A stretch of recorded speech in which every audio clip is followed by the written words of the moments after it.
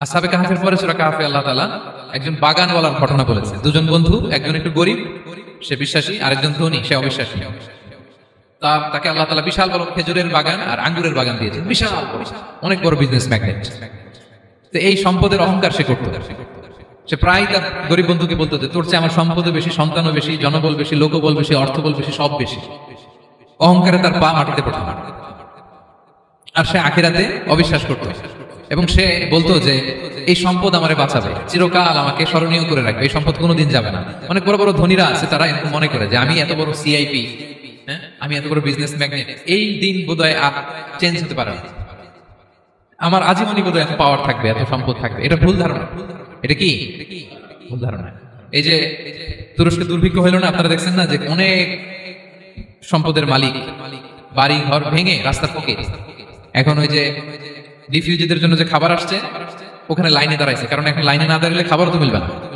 1000 কোটি টাকার মালিক ছিল, ভেঙে চুরে সব শেষ। এখন রিলিফের নেওয়ার জন্য দুস্থদের কাতারে ওখানে দাঁড়াইছে, কারণ দাঁড়াইলে কিছু খাবার পাওয়া যাবে, কিছুই পাওয়া যাবে, তা নাহলে তো খাবারটাও মিলবে না।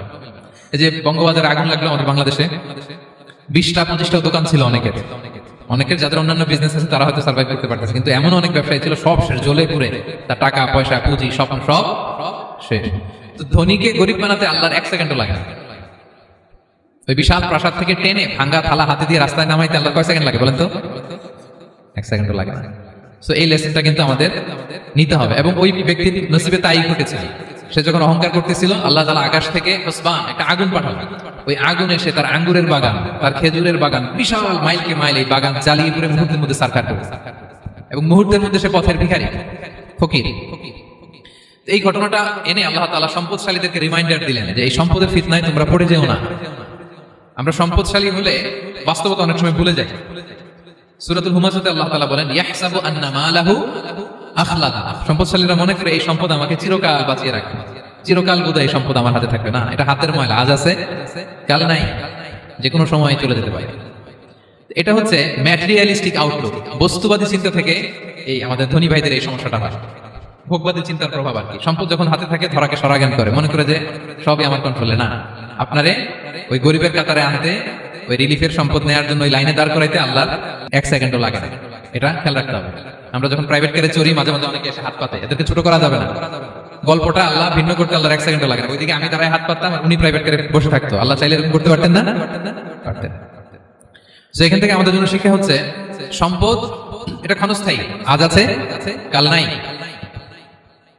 এটা ক্ষণস্থায়ী, এটাকে এভারলাস্টিং মনে করা যাবে না। এভারলাস্টিং হচ্ছে আখিরাত।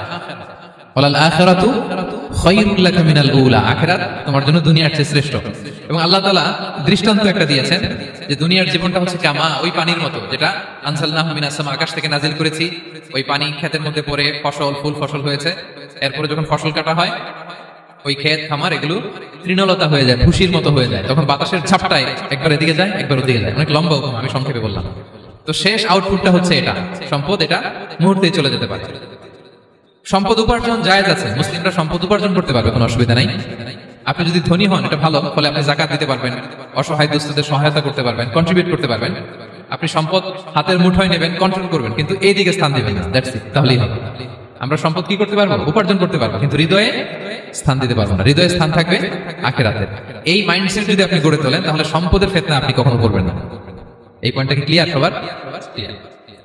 Thank you for watching. Subscribe to my channel.